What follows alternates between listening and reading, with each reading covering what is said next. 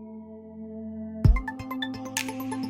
guys, welcome back to my channel. I'm going to be making my ultimate Mesha's kicked up meatloaf today. Yes, it's a few steps into this dish and lots of ingredients, but it's definitely worth it. And this will be the juiciest, most moist meatloaf you've ever had. I have a bunch of vegetables here. I have my peppers. I'm using two kinds of onions, scallions and onions, regular, white or yellow onions. I have about 2 tablespoons of fresh thyme and 2 different colors of peppers. I have my bread, 2 slices of bread that I chopped really small. That's right here.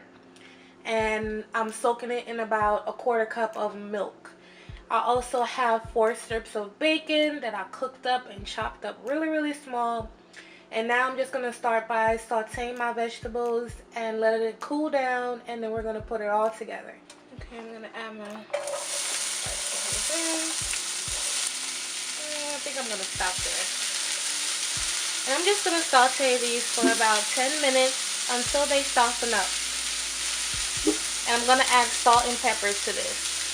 Okay, so halfway through the cooking time, I'm going to add a heaping tablespoon of chopped garlic. And I'm also going to grate about a teaspoon of fresh ginger in here. Yes, I'm going there. Yeah, it's coming out.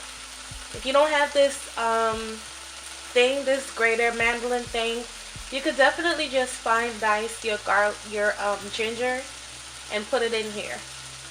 Make sure you scrape it off the back. Stir this up another 5 minutes and then let it cool down, all the way cool down.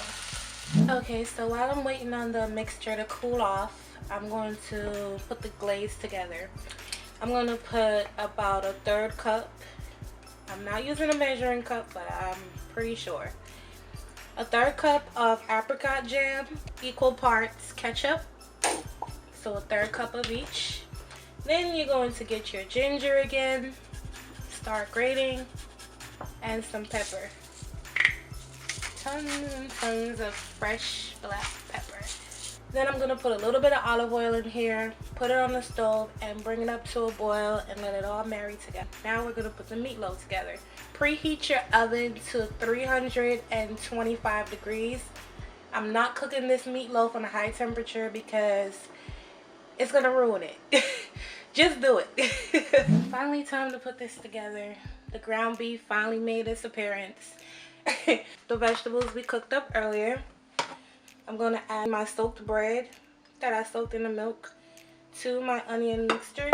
I'm doing this so it could be evenly distributed when I add it to my beef. You don't want to mix your beef forever. Then I'm going to add the 4 strips of bacon. Mix this in. Now I'm going to take my beef and I'm going to put the mixture all in here. This is 3 pounds, by the way, and it's 80-20. If you want to put all the way lean, that's fine too, because it's going to be so much moisture in your meatloaf, it's not even going to matter. And then I'm going to add my 1 beaten egg, and now I got to season this up. Put your salt. I'm only going to add maybe a 1/2 teaspoon of salt to mine because of the bacon, and I also salted my onion mixture. But it's totally up to you. Make sure you taste your food. Also, I'm going to put some garlic powder in here. Then I'm going to put some Grill Mates Chipotle roasted garlic seasoning in here. And then I'm going to add some more fresh thyme to my mix. You just could never have enough herbs.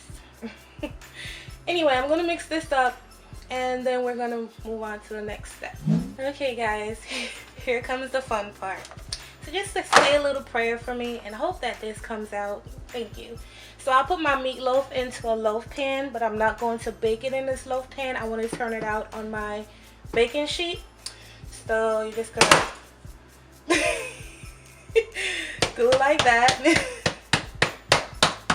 and say your prayer and pray it comes out. Let me see. Oh no. Okay. There we go. Perfect. See how pretty she is? Perfectly molded. Yes. But anyway, so now I'm going to put this in the oven for about 50 minutes. Yeah, 50 minutes. And then we're gonna start painting with our glaze. Okay, so 30 minutes into the cooking, I'm gonna put my first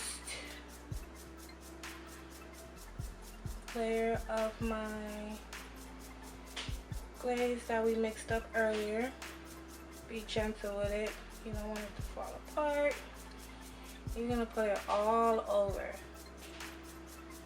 Cover the entire meatloaf.